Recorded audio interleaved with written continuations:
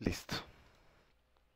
Bueno, ahora sí, comenzando, la idea del tema de hoy es trabajar un tema que no sé si todos conozcan, que se llama Scriptable Objects. Scriptable Objects es una forma en la que Unity permite almacenar datos. Es parecido a un Game Object, pues como un mono behavior, como tenemos normalmente algo como, a ver, algo como esto, ¿cierto? Pues cualquier script, el que sea. Pero en lugar de heredar de un behavior, se hereda de un scriptable object. Y eso tiene unas implicaciones. Esto que les estoy mencionando, pues primero como para el contexto, busquemos por acá en Google, es algo que Unity ha estado tratando de incluir. Script, scriptable object. Es algo que Unity ha estado tratando de incluir en su como arquitectura durante los últimos años y de hecho lo han trabajado desde 2017, ha sido uno de los centros de las charlas en los eventos de Unity. Es decir, desde el 2017 han venido gastando como recursos en dar charlas tratando de que se vuelva una práctica común eh, en las arquitecturas de los desarrollos de videojuegos, en el flujo de trabajo de los desarrolladores de videojuegos, utilizar los scriptable objects. Y bueno, pues si ellos le están haciendo tantas fuerzas porque es un tema que realmente vale la pena o en el que le piensan seguir trabajando e invirtiendo pues como recursos. Y de hecho, el proyecto abierto, pues Unity tiene un proyecto abierto que se llama el Open Project, que de hecho pues es este que se está viendo acá, en el que cualquier persona puede participar y la forma en que han logrado, digamos, garantizar que cientos de personas puedan trabajar en un mismo proyecto sin hacer daños es a través de Scriptable Objects. Bueno, pues parte de la estrategia, pues no es que haya sido la única. Entonces, bueno, ahora sí, ¿qué son los Scriptable Objects? Van a ser unos contenedores de información. Si pensamos una clase es muy parecido a eso, pues si nosotros tenemos una clase, llamemos esta clase ejemplo, y en esa clase ejemplo nosotros podemos tener, digamos, un string que se llame nombre, un int que se llame id, un float que se llame, no sé, armadura. Listo. Esto quiere decir que cualquier clase ya de por sí es un contenedor de información. En cualquier clase nosotros podemos tener información almacenada en forma de atributos. Sin embargo, en una clase hay otras particularidades y es que además tienen métodos, por ejemplo, atacar, curar o lo que sea. Mientras que en un scriptable object solo contenemos información, pero no tenemos métodos. Otra diferencia entre las clases convencionales y los scriptable objects es la forma en que se maneja la memoria. Esta, cambiémosle el nombre, supongamos que esta se llama la clase personaje. Voy a poner otros atributos pues convenientemente elegidos para el ejemplo. Voy a tener aquí vida máxima, eh, armadura máxima, mana máximo y otros atributos como, bueno, mana regeneration.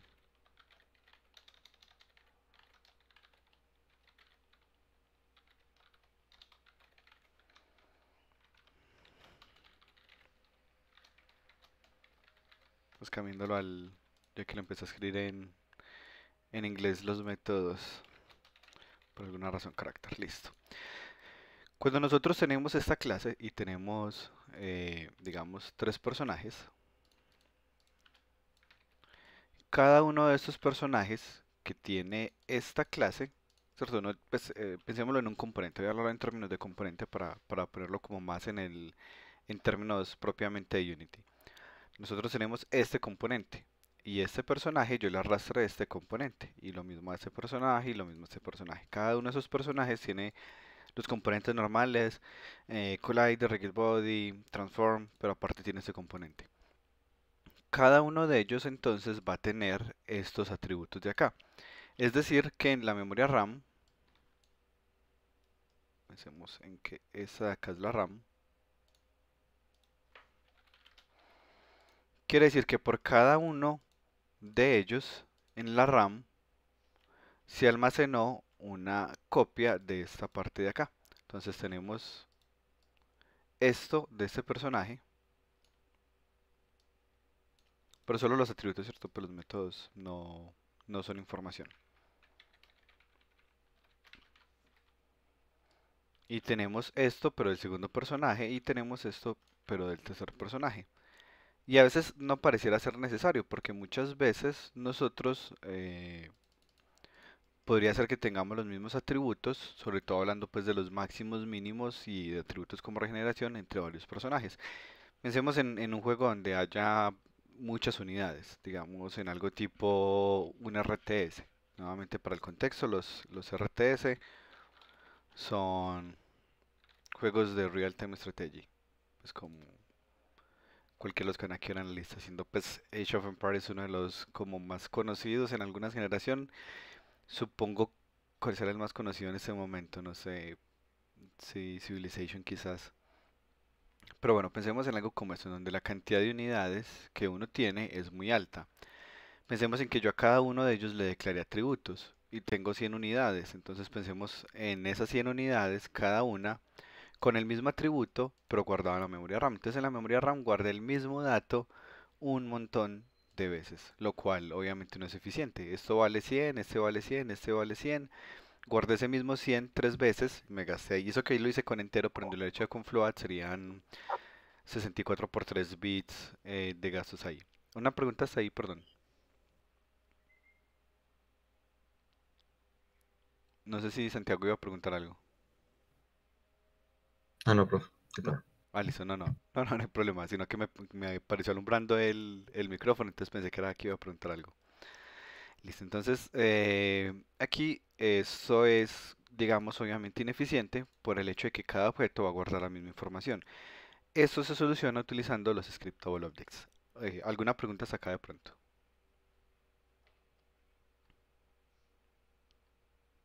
No, listo. Entonces con el scriptable object funciona diferente porque lo que uno hace es crear una separación. Digamos que voy a crear un scriptable object que se va a llamar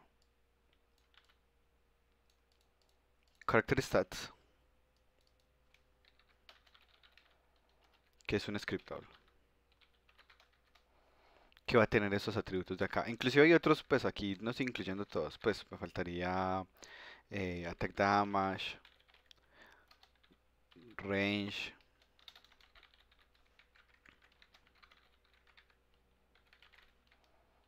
eh, attack speed. Son muchos, o sea, piensa en la cantidad de datos pues que estaría gastando en memoria RAM en un juego con muchos personajes guardándole a cada uno de estos datos. Listo, entonces creo un character stats que va a ser un scriptable object, que va a ser este que tenemos aquí marcado con este cuadrito verde. Y aquí voy a crear la clase normal, character controller, pero en lugar de declararle los stats, voy a declararle un character stats y lo que va a tener por dentro es que pues por dentro lo puedo inclusive poner serializado. Pues aquí piensan que tiene el serialize. Y lo que yo voy a hacer es que voy a crear un character stats y se lo arrastro hasta ahí. Y ya él va a tener todos esos stats, pero en forma de referencia y no de copia. Es decir, que si estos tres personajes, supongamos pues aquí para tratar de hacer como demostrar la importancia de esto, vamos a poner que sean más personajes. Y supongamos que estos de acá son como el guerrero base,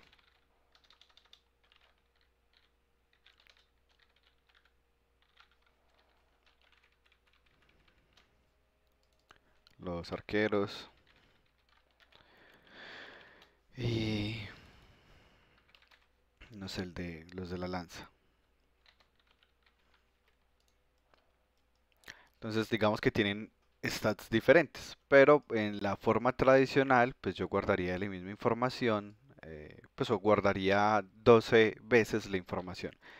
Con este flujo yo crearía tres. Crearía un bloquecito de stats para los de la lanza, un bloquecito de stats para los arqueros, un bloquecito de stats para los guerreros básicos y ya con este todos se repetirían esta misma información que está acá, acá y acá.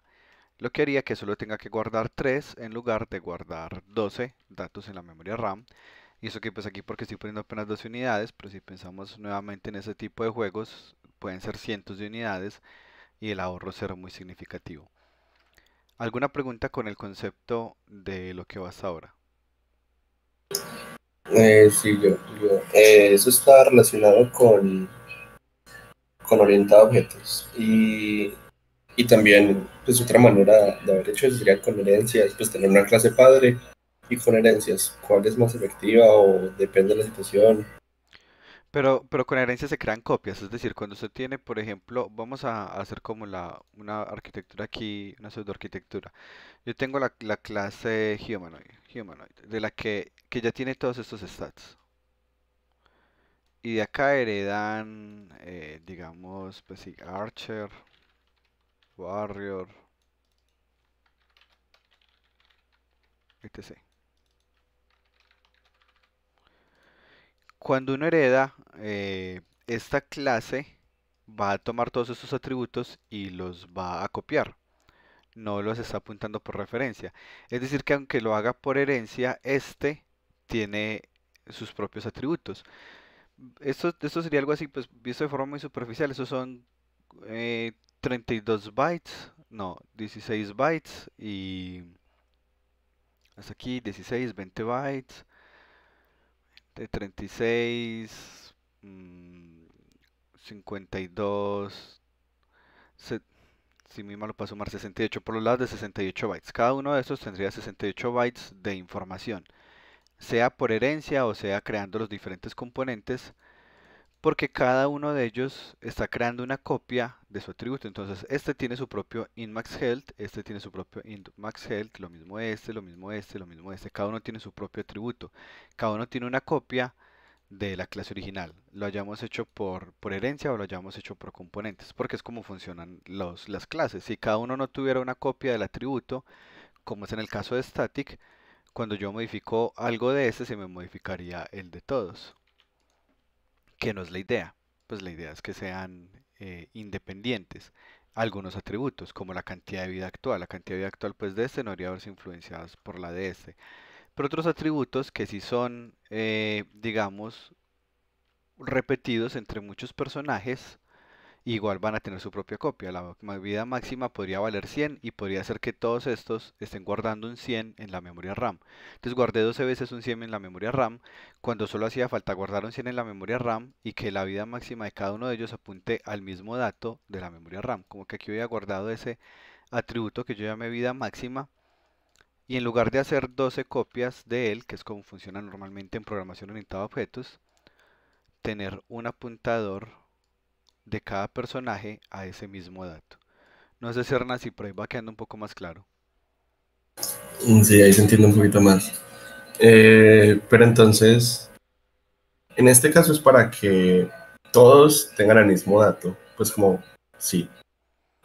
Pero ¿hay alguna diferenciación cuando se vaya a decir que es solo este personaje exclusivamente, no sé, perdió vida o se le cambió algo? Pues Claro, ya en ese caso, lo que se hace es que aquí en la clase caracteres, en la clase character controller, tiene un bloquecito con los datos que son repetidos entre varios y tiene su propio atributo current health. Entonces, por ejemplo, este que está dentro de la clase, ahí sí es único para cada uno. Cada uno de ellos tiene su propio atributo current health. Pero, por ejemplo, todos estos cuatro tienen los mismos stats, que son estos de acá. Estos cuatro tienen sus ya, mismos stats de acá. ya entendí. Listo, súper bien. Los demás, ¿qué preguntas tienen hasta acá?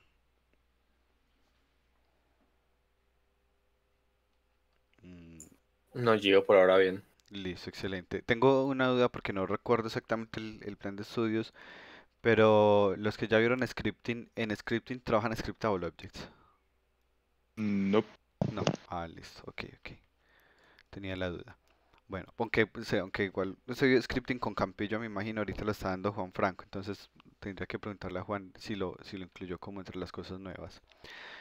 Pero sí, sí tenía entendido que Campillo no lo mencionaba. Bueno, la otra ventaja de trabajar con los Scriptable Objects es algo, y es que nos permite como crear nuestro propio tipo de objeto.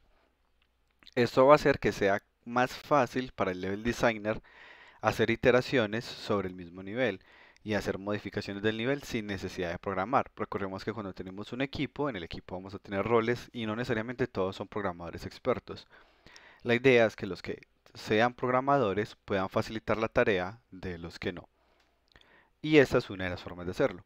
Entonces vamos a pensar en que yo tuviera, eh, pensemos en un juego tipo eh, World of Warcraft o pues de hecho cualquier RPG, pero un RPG pues donde hayan varias personas. Entonces yo tengo aquí mi personaje. Y este personaje tiene un inventario con un espacio para almacenar un arma. Entonces, bueno, utilizan la imaginación y piensan que esto es un arma. Cambiaron la interfaz de Inkscape y aún no me acostumbro del todo. Bueno, entonces este es el arma y esta arma tiene como sus propios stats. Pero esta arma no la tengo solo yo. Podría ser que hay otros 50 jugadores que tienen exactamente el mismo arma. Sobre todo si es un arma pues muy popular. Entonces cada una de esas armas pues nos implicaría un consumo en la memoria RAM, a menos que pues en la memoria del servidor, a menos de que lo hagamos con un scriptable y ya cada uno de ellos simplemente haría una referencia a ese scriptable.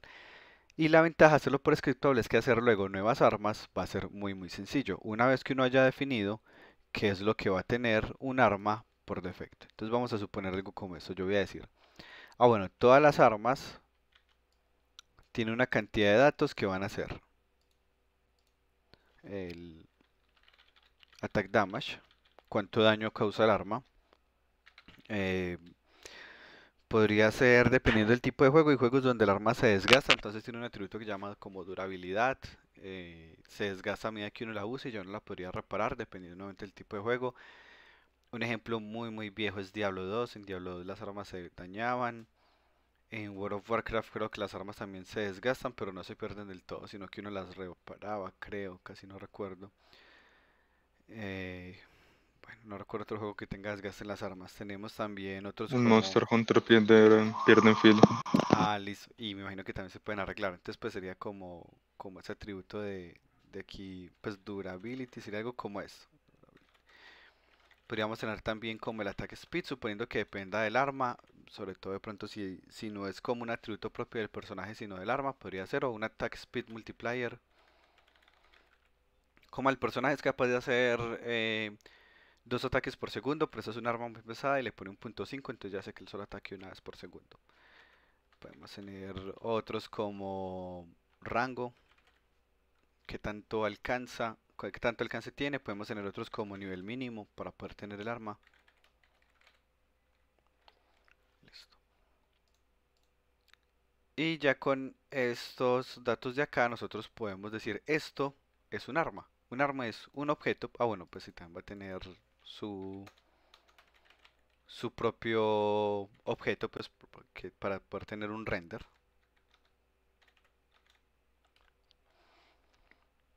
Sería como lo que permitiría que se renderice. Y de pronto una clase, no sé,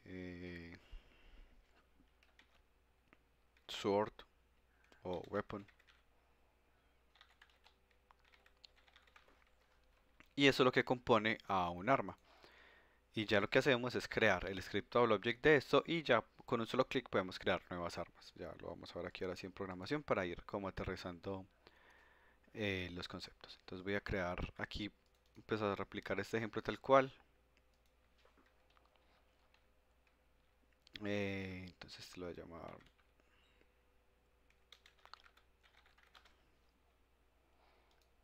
voy a crear script, voy a llamar weapon scriptable.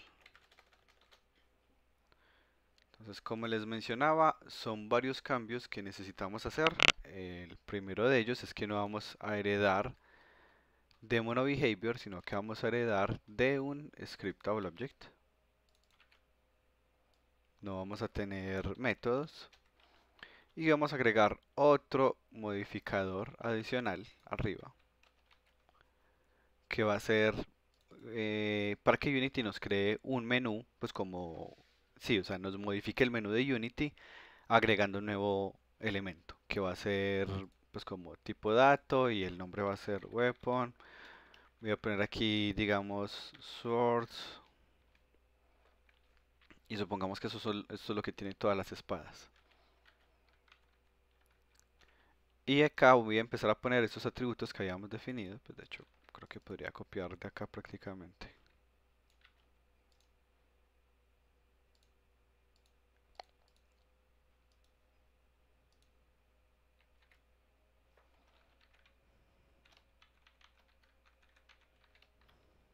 Puedo ponerle valores por defecto. El ataque por defecto va a ser 10, la durabilidad por defecto va a ser 100, el multiplicador va a estar en 1, el rango va a estar en 1 metro. Igual es recomendable también poner los valores desde el inicio, ¿no? Porque después podría uno olvidársele de poner algún valor y queda como así o no. Sí, exacto, es buena práctica uno siempre agregar valor inicial, sea cero inclusive, pero sí es buena práctica. Y aquí el GameObject, bueno, GameObject, este sí no lo puedo dar pues un valor por defecto. Y aquí ya acabo de crear mis propios tipos de dato. Ahora noten que yo aquí con clic derecho crear, ya me aparece aquí una nueva carpeta que se llama Weapon. O sea, noten que acabamos de modificar el editor de Unity. Y esto es lo que nos permite, por ejemplo, que alguien que sea, eh, pues que, Nuevo. sí, exacto, o que no sea propiamente un desarrollador, pueda venir aquí, crear arma y tiene su propia opción. Noten que el menú original ya tenía pues un montón de cosas en crear, ¿cierto? Crear C# script, shader, material, etcétera. Pero aparte nosotros podemos crear nuestro propio, modificar nuestro editor para crear cosas acá. Entonces aquí yo ya puedo crear un objeto tipo espada, entonces voy a llamar a esto pues como el nombre de alguna espada, entonces no sé, Infinity Edge. Y y esta espada va a tener, ah bueno, me equivoqué con algo, pues no los puedo modificar si no los pongo públicos. Y una cosa, Sí. entonces, por ese objeto que creaste ahí no va a tener por ahora ninguna malla ni forma, ¿cierto?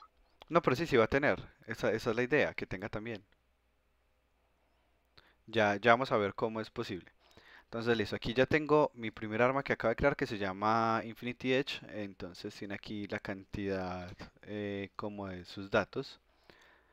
Y bueno, pues serían estos de acá. Y aparte, como yo puse un campo que se llama GameObject, entonces yo acá le puedo arrastrar un prefab de los que yo tenga definidos, que sería el modelo del arma. Pues aquí voy a poner un edificio, pero bueno, pues como para la referencia. Entonces ya aquí tengo un arma, tiene sus atributos y tiene inclusive su propio modelo. Entonces yo puedo decirle, por ejemplo, que utilice este para crearlo. Ahorita voy a mostrar pues con otro ejemplo. Por ahora estoy mostrando como la parte de la creación. Y digo, en el juego voy a agregar otra nueva arma. Entonces le voy aquí a agregar una espada. Entonces ya voy a poner aquí, creo que llamaba así la sanguinaria. Y aquí le pongo los nuevos atributos. Bueno, inclusive aquí yo puedo haber definido muchos, por ejemplo, checkbox. Voy a poner acá otro. Eh, Área damage. Por ejemplo, si de pronto que tengo una espada que hace daño de área. Que por defecto viene en false. El rango de ese ataque de área. 50 metros es demasiado, obviamente. Podría poner si tiene lifesteal.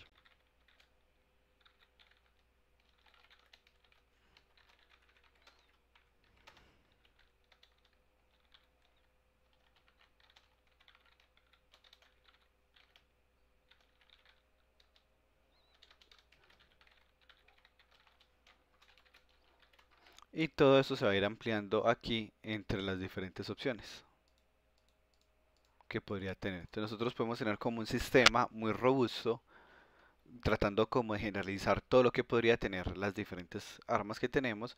Y luego para agregar armas al juego va a ser muy fácil porque pues lo que va a hacer el diseñador de nivel es que aquí simplemente llega y agrega esos nuevos elementos. Inclusive algunos lo que hacen es crear el nivel entero con esto. Entonces, pues para algunos juegos procedurales. Entonces, en el nivel uno, ¿cuántos enemigos van a haber? No sé, el nivel de los enemigos, cantidad de tiles que van a ver en el mapa. Y ya luego cuando hay que iterar es muy fácil porque lo que hacen es mover el nivel uno, mover el nivel 2, moviendo los números que hay acá y ya. Y se vuelve como muy sencillo crear nuevos niveles. Voy a crear un nuevo nivel dándole acá.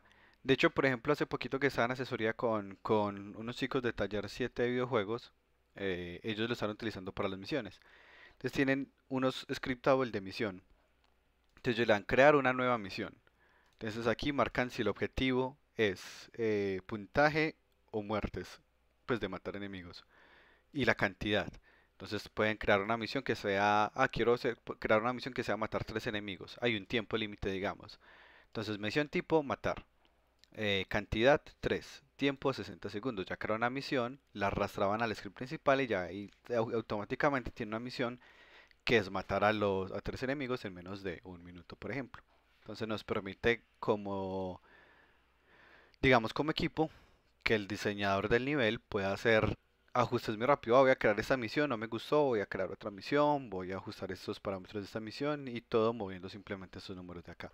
Ahí conceptualmente todavía no he explicado cómo se utilizan estos datos que acabamos de crear, pero hasta ahí qué dudas tienen.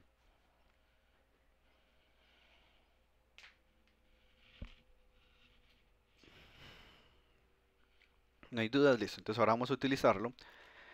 Para eso voy a crear aquí, pues tengo este tanque y la idea es que pueda cambiar el tipo de proyectil que dispara. Pues de hecho este ya lo tengo implementado y lo que voy a hacer es explicarlo. Entonces aquí yo pues tengo como la imagen de cuál proyectil voy a disparar. Entonces ahí tengo este tipo de proyectil. Me falta agregarle fuerza. Si con clic derecho le doy clic, cambio al otro tipo de proyectil que es este de acá. Y con clic derecho vuelvo y cambio al otro tipo de proyectil que es este de acá. Y listo. Pero la idea es que esto lo podamos hacer, pues piensen en que fuera completamente funcional y que hay varios tanques y se pueden reutilizar y todo. Pero lo queremos hacer por varias razones, incluyendo eficiencia y escalabilidad con Scriptable Objects. Entonces lo primero es crear eh, nuestro proyectil. Entonces sería este de acá, lo llamé Projectile Data. Es un Scriptable Object. Y lo mismo, entonces está en la categoría Weapon Projectile. Por eso es que aquí me aparece cuando le doy clic derecho, crear arma, también me aparece proyectil. Si yo lo hubiera creado en otra categoría, pues me aparecería una categoría diferente. Algunos ejemplos comunes, como les he dicho, de los que he visto, misiones, entonces crear misión, misión tipo, y aquí aparecen varios tipos de misión, crear armas, crear ítems para el inventario, crear pociones, por ejemplo, o crear enemigos, y ya pues sería como un menú nuevo de Unity donde tengo un montón de opciones. Continuando por acá, para el proyectil tenemos un nombre, cantidad de daño, se aplica daño de área, ese sería pues el mismo multiplicador que hablé ahorita, la fuerza de disparo por ejemplo, mm, el objeto que va a tener y un icono. Y ya entonces cuando lo doy crear, aquí yo puedo ponerle el nombre, cuánto daño, el game object, que serían este de acá y este de acá, que son pues unos prefabs que ya tenía creados. Y aquí le arrastré pues el prefab de uno, le puse el icono, que pues sería pues un icono obviamente coherente con eso, solo que pues aquí utilicé los que tuviera ahí en el proyecto. Tengo el otro proyectil, entonces aquí está este que hace más daño, tiene un ataque speed más lento, bueno, y tengo este último que se llama Ultimate, que es el que tiene pues como este prefab más grande y así. Y para poder utilizarlos, entonces vamos a ver cómo está la torreta. Por aquí pues de una se nota que está serializado. Entonces en la torreta nosotros vamos a serializar una lista de proyectiles, siendo los proyectiles un scriptable object, pero igual lo podemos utilizar como cualquier otro elemento de Unity. Entonces cree una lista y con esa lista que cree, pues yo puedo venir aquí y arrastrarle tantos proyectiles como yo quiera. Si creo un nuevo proyectil, pues es tan sencillo como darle aquí en el más y arrastrar ese proyectil nuevo. Aquí, ahora aquí ya tengo que darle borrar, listo. Entonces aquí tengo 3 proyectiles que son esos 3 que ya arrastré. Siguiente, bueno, aquí esto es simplemente para poder que en el canvas se actualice, no debería estar en la misma torreta, esto ya es más como para que el ejemplo sea rápido. Entonces tengo serializado un image, que es este objeto del canvas de acá, para poder decir cuál proyectil está seleccionado. Y aquí está, con clic derecho, se incrementa el índice. Pues digamos que el índice es una variable que empieza en 0, porque por defecto empiezo con el proyectil 0. Entonces la primera vez el icono se pone el del proyectil 0. Pero de ahí en adelante, cada vez que presione clic derecho, se debe incrementar este de acá. Esta línea de código que tengo acá es para que cuando llegue al final se reinicie, es decir, cuando llegue el tercer proyectil vuelva al 0. Y otra vez cuando llegue al tercer proyectil, pues vuelva a 0. Esto escrito de otra forma sería: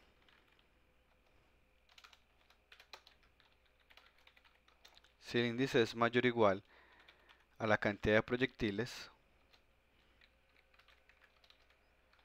el índice pongámoslo en 0. Sin embargo, pues algo que he mencionado un par de veces es que los condicionales no siempre están optimizados en el procesador y crean algo que se conocen como los branch, que no es, digamos, lo más eficiente, y lo ideal es evitar utilizarlos. Estos operadores de una sola línea funcionan mucho mejor. Entonces aquí, en lugar de poner estas 4 líneas de aquí, lo podemos reemplazar con esta de acá. Notemos cómo está hecho. Estoy diciendo, el índice va a ser igual. Si el índice más 1 es mayor a la cantidad de proyectiles, entonces póngale un 0. De lo contrario, póngale el índice más 1. Y eso es lo mismo que estas líneas de acá. ¿Alguna pregunta con esta parte de acá que tengo señalada?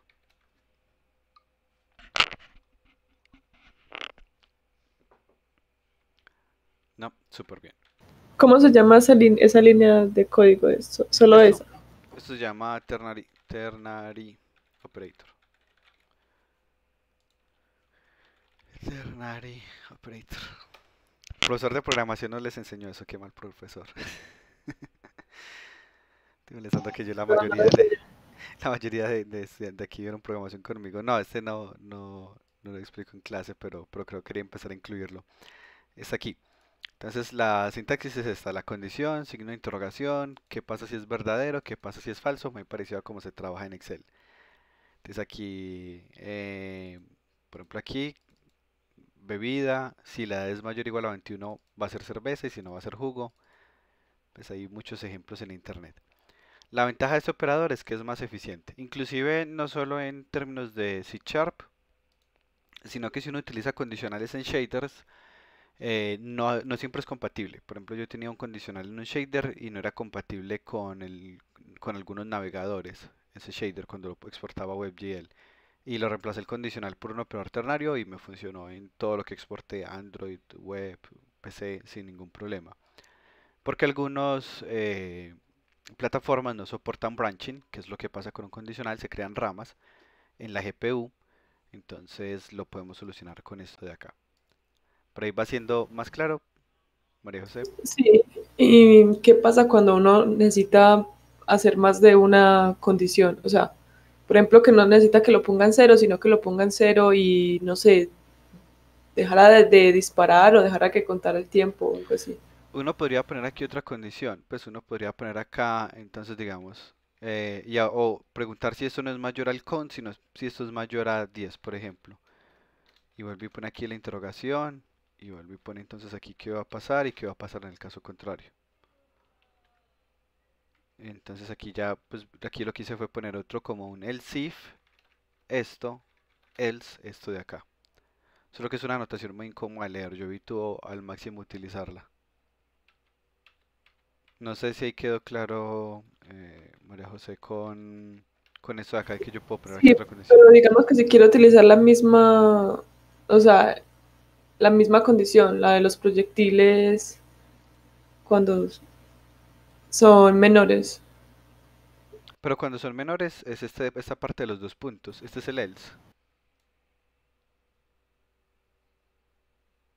Por eso, pero, o sea, no se podría colocar de una vez ahí como otra condición. O sea, lo que me refiero es como otro que reaccione, como que haga otra cosa, que no tenga solamente el índice, sino que, como te dije, como que parara el tiempo aparte. Ah, Pero no, ya funcione entendí, ya entendí. No, porque inclusive si miramos aquí la línea de la izquierda del todo es index. O sea, esto solo sirve para modificar valores. O sea, en un condicional no puede hacer lo que quiero. En un condicional podría modificar el tiempo, por ejemplo. Y podría asignar algo en la interfaz de usuario. Punto color igual a color punto blue o lo que sea. En un condicional uno puede hacer tantas cosas como quiera. Eso no era eso lo que iba a poner, pero bueno. Mientras que acá yo solo puedo modificar esta variable. O sea, todo lo que yo pongo acá, lo único que puedo hacer es modificar la variable que yo declaro a la izquierda. Esto solo sirve es para modificar el comportamiento de un dato que tiene un igual. Es decir, este dato es igual a 0 o es igual a esto. Dependiendo de qué, de si esto se cumple o no. Pero no podría poner ninguna otra operación adicional. Yo, qué pena. Ahí no sería también como muy bueno usar un switch, o sería igual de, bueno, Es lo tendría las mismo. mismas consecuencias que el if. Sí, sí, no, un switch un if es lo mismo en términos de eficiencia.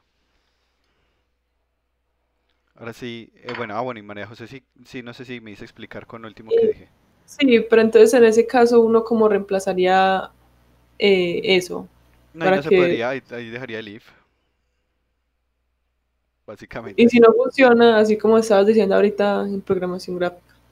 Si el shader no le permite poner condicionales, posiblemente tenga que utilizar un shader diferente para esa plataforma que no soporta condicionales. Pero realmente uno en programación gráfica, uno evita utilizar condicionales tanto como sea posible.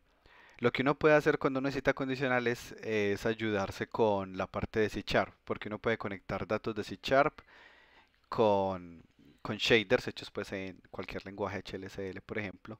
Entonces uno puede poner la parte de los condicionales en C Sharp y que dependiendo de eso cambie entre diferentes shaders, por ejemplo. Y ahí estaría como falseando el hecho de tener un condicional. Sería una posibilidad. Ah, listo, gracias. Dale, con gusto. Ahora continuando por acá, entonces ya tenemos que con clic derecho cambia de arma.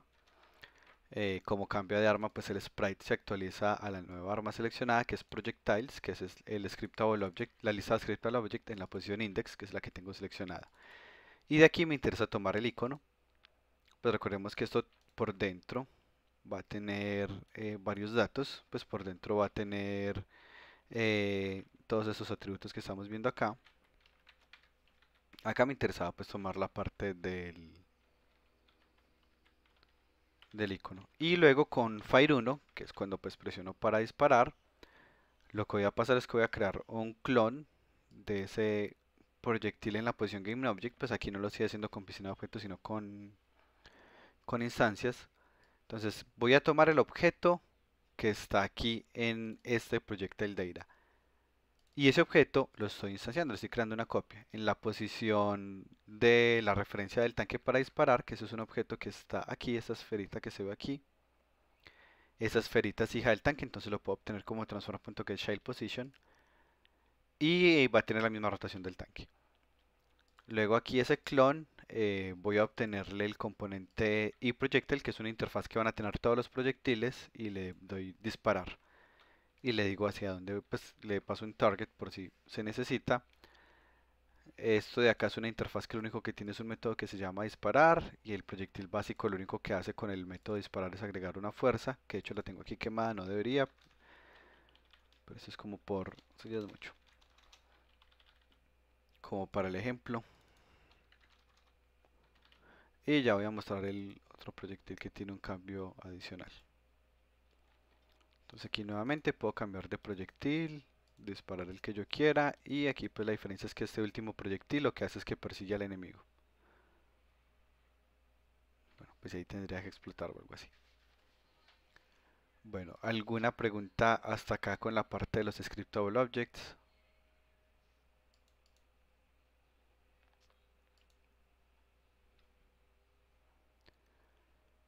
No hay preguntas hasta acá. Listo. Bueno, esta parte de la Yo, interfaz, qué sí, pena, dígame. se me perdió el mouse.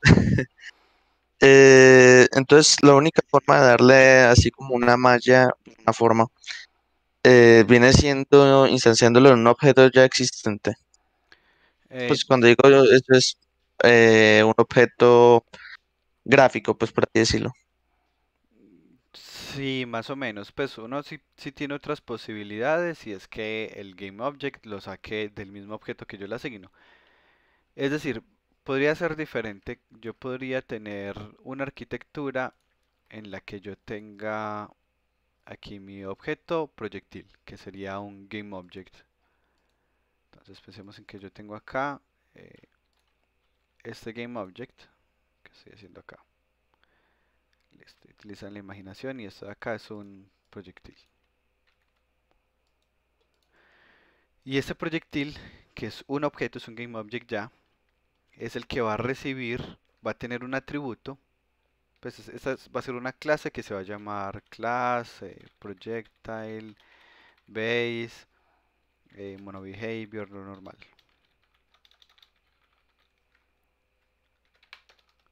Y acá va a tener uno que se va a llamar projectile stats serializado.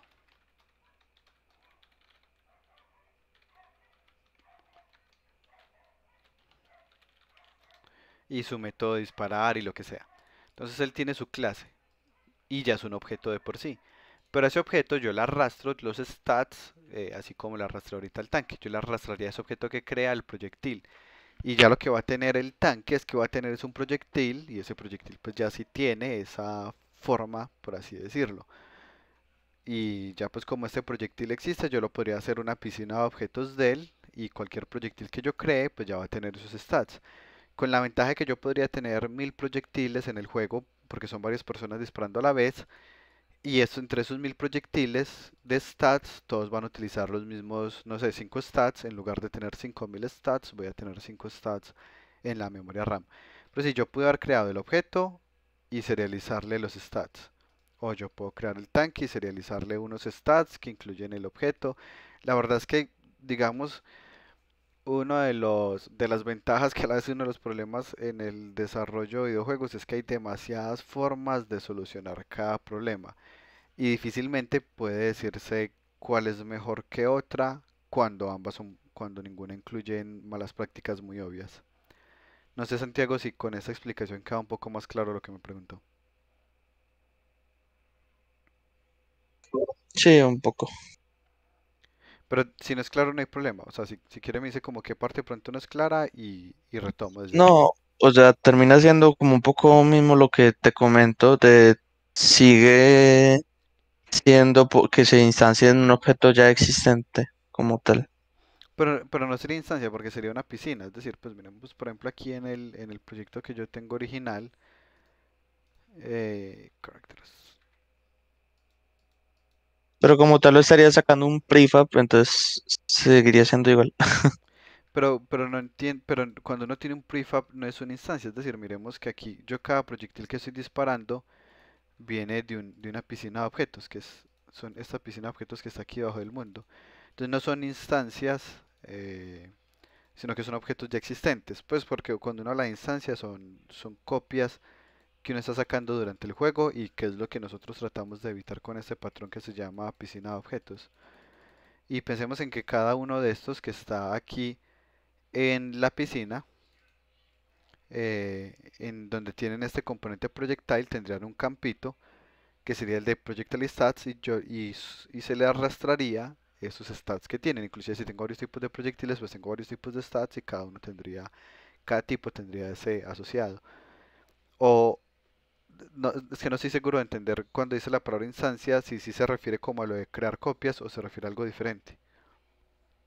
No, sí, o sea, como tal, sí es esto de crear copias, pero también referirme a, bueno, ya no, antes es que ya no sería instanciar, pero el hecho de colocarlo en un objeto. Ya entiendo, sí, sí. Pues o sea, uno lo tendría que arrastrar al menos a uno de los objetos y ya de ahí pues es como ese proceso por el hecho de que es serializado. Sin embargo, pues como digamos si uno tiene su propio sistema de piscina, por ejemplo en la piscina yo lo que tengo es un solo objeto que ya es un prefab, ese prefab ya podría tener el dato arrastrado y cuando yo le doy play, solo en el inicio, solo en el awake se crean los clones, ya cada clon tendría eso y no tendría que arrastrárselo a cada objeto, sino que solo se lo arrastre a uno y la piscina se crea al inicio. Entonces, pues no es como un proceso tan manual de uno ir a arrastrar a 30 objetos el mismo dato, sino que solo se le hace una vez y ya no crear las copias sea en tiempo real o sea al inicio. Entonces, digamos que tampoco es un proceso tan complejo. Y por otro lado, si uno quisiera, inclusive uno podría ir a buscar, pues guardarlo en resources y cargarlo directamente por código si uno no quiere serializarlo. ¿Alguna pregunta adicional hasta acá?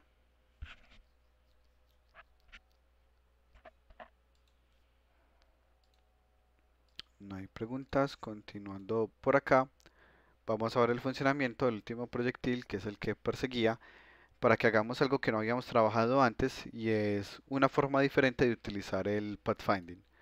Entonces aquí tengo en Navigation, tengo esto de acá. Entonces, primero que es Pathfinding es una herramienta de Unity que permite hacer detección de rutas óptimas para ir de un punto A a un punto B. Funciona basado en objetos estáticos y un planteamiento previo de las áreas disponibles para caminar. Entonces, lo abrimos en Windows, AI, Navigation. Cuando abrimos la ventana, nos abre aquí esta ventana en donde tenemos la opción de decidir el ancho y alto de los personajes que van a utilizar este camino, cuál es la máxima inclinación que pueden pasar los personajes y luego cuando le damos bake nos va a generar una malla azul que es las áreas por las cuales van a poder caminar los personajes. Que cumplan áreas que cumplan que el tanque cabe ahí, de acuerdo al tamaño que le definí, de ancho y de alto. Por ejemplo, por acá puede pasar, pero si le hubiera dicho que es muy alto, pues ya no podría pasar por acá.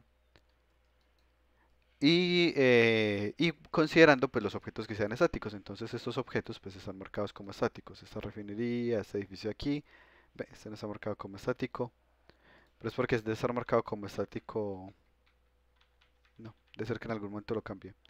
Aquí está este como estático y así. Pues además que lo puse como estático en el momento del bake y luego le quité el estático para hacer alguna prueba de algo. Y ya con eso él hace el navigation. En esto no es en tiempo real, es decir, si yo muevo un objeto, él no se actualiza, yo tendría que volverle a dar bake para poder que funcione. Una vez que él tiene el camino planteado, como lo han utilizado varios de ustedes, es utilizando un componente que se llama el Nav Mesh Agent, que es un componente que le permite a un personaje seguir una ruta. Sin embargo, este componente tiene algunos problemas cuando el objeto se choca, por ejemplo, o a veces no tenemos como tanto control sobre él. Y hay una alternativa y es nosotros utilizar directamente el camino. Para eso podemos hacer lo siguiente, aquí está en este script que es el de el proyectil, el que persigue. Entonces voy a tener un objeto tipo NavMeshPath. Esto es un objeto de la clase NavMeshPath, esta es una clase que pertenece a la librería UnityEngine.ai y es un objeto tradicional, pues como orientado a objetos, por eso aquí tengo que utilizar el constructor para crearlo, como sería pues normalmente en orientado a objetos. En el método disparar, que es el método que se llama cuando uno dispara el proyectil, vamos a utilizar NavMesh, que es una clase de Unity que tiene un método estático que se llama CalculatePath. Por eso de NavMesh no tuve que crear un objeto porque eso es estático. De este sí tuve que crear un objeto porque este no era estático. Entonces CalculatePath me permite calcular una ruta entre dos puntos. Entonces le estoy diciendo, calcula una ruta entre la posición del proyectil y la posición actual de mi enemigo. Noten que yo estoy haciendo los proyectiles que incluyen varios juegos en los que uno dispara y va a la posición en donde estaba el target cuando le disparé, pero si uno se mueve, pues lo va a esquivar. Si yo quisiera que todo el tiempo calculara la ruta, pues tendría que poner esto en el update para que vaya calculando el camino todo el tiempo. Luego, el resultado de calcular el camino, él lo guarda en una variable. ¿En cuál? En esta de acá, que fue la que yo creé, pues en un objeto. Y ese objeto lo que es, tiene un atributo que se llaman esquinas y las esquinas son la ruta para llegar de un punto a otro. Entonces pensemos en que yo tengo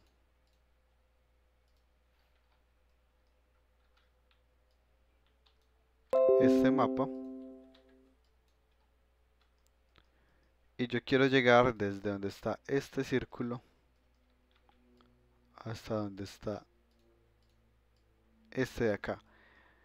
Cómo funciona el Pathfinder es que le empieza a trazar un camino basado pues primero en lo más óptimo y tiene unas esquinas. Entonces digamos aquí primera esquina, segunda esquina, tercera esquina, cuarta esquina y ahí llegaría. Y cada uno de esos es lo que se llama corner, corner, corner, corner. Entonces aquí yo puedo decirle que vaya a corners. Noten que le estoy diciendo transform.position a la posición del jugador, aplíquele un move towards para que se mueva de un objeto hasta otro. Desde la posición que tiene actualmente hacia la siguiente esquina. Index pues va a empezar en 0 para que vaya a la primera esquina. La primera esquina sería esta de acá. Vaya a la primera esquina con una velocidad de 5 metros por segundo. Luego, bueno, estoy creando una posición en esa esquina. Pues crea un vector 3 posición que tiene la posición en X de esa esquina y la posición en Z de esa esquina, pero la posición en Y del objeto. Y le digo, mire a esa posición para que el cohete mire hacia dónde está yendo y no se quede como mirando para otra parte. Voy a quitar esa línea para explicar lo que hace.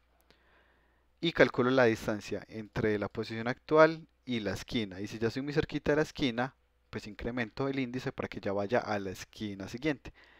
Y cuando ya me termine todas las esquinas, pues aquí vendría la parte donde explotaría o lo que sea. Aquí le quité lookat para poder explicar lo que hace lookat. Lookat es el que nos permite que mire. Funciona mejor cuando grabo. Ahí lo guardé. Entonces, si le quito lookat, sería así todo el tiempo. El lookat es para que mire a la siguiente esquina.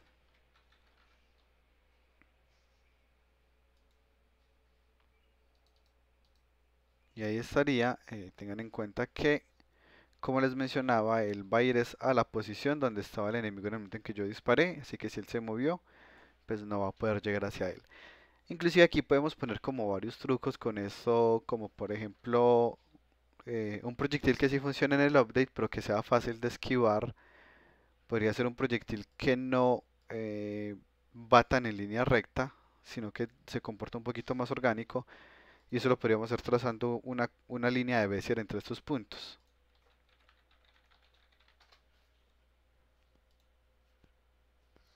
Entonces una Bézier es una ecuación en la que yo puedo pasarle una cantidad de puntos, digamos le paso estos 4 puntos que serían las esquinas y él me traza esta curva. Entonces yo podría decirle al proyectil es que siga esta curva para que sea más orgánico y aparte sea más fácil de que se choque con algún objeto y no le toque hacer como unas rutas súper raras. Entonces esta es una posibilidad pues para hacer lo que fuera más natural. Hay muchos pues como convertidores de líneas pues de puntos a curvas, otros spline, que hace pues como lo mismo básicamente. Solo que la de spline tiene más precisión que la que mencioné ahorita que era la Bézier. Bueno, preguntas hasta acá.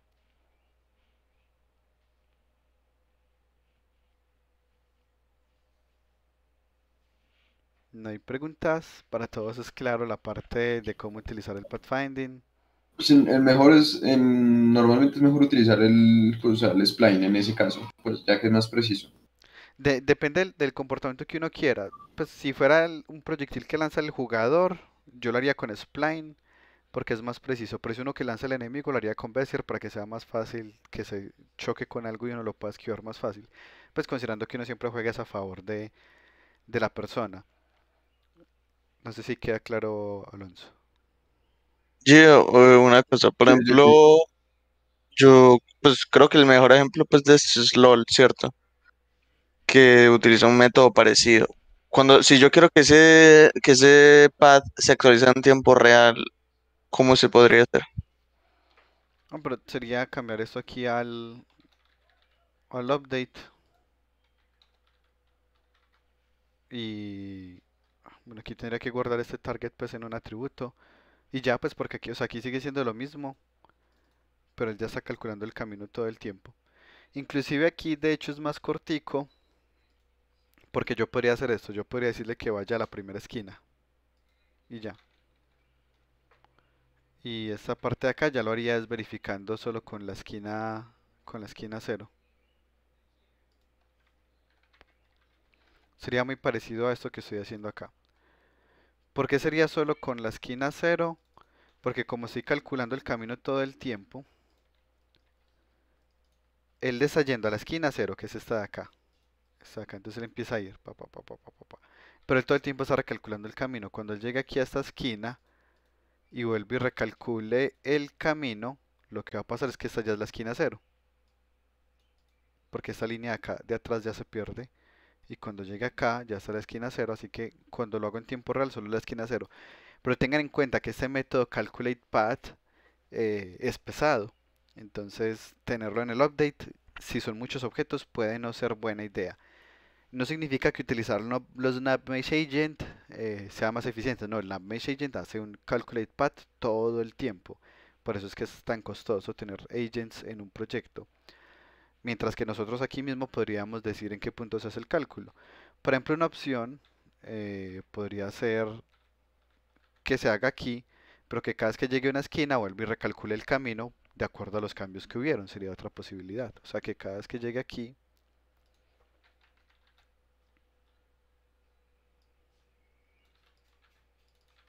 ya voy a ponerlo para probar. Pero haciéndolo de ese método no sería casi que igual de pesado. No, porque solo va a calcular el camino. No, o sea, miren que aquí lo estaba haciendo 60 veces por segundo, acá, cuando lo pongo acá. Y aquí lo va a hacer una vez cada vez que llegue a la siguiente esquina. Entonces aquí lo hizo, digamos, 4 veces. Y aquí lo hizo 60 veces por cada segundo. Si fue un segundo recorrido de 5 segundos, fueron 300 veces que lo calculó versus 4 veces. Aquí entonces sería... bueno, pero aquí cada vez que calcula el índice tendríamos que volver a realizar. Aquí pasaría de hecho lo mismo del 0.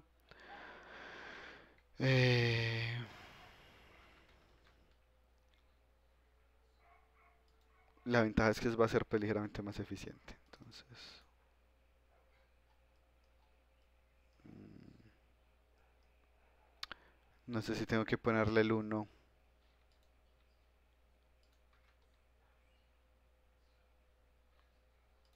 Pongo aquí algo forzado, index. Yo creo que la esquina 0 es donde está donde está situado el objeto. Sí, sí, era el 0 es donde está situado el objeto.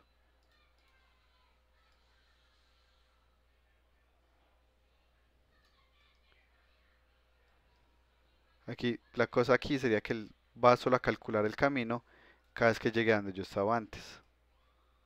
Pues en este ejemplo de acá.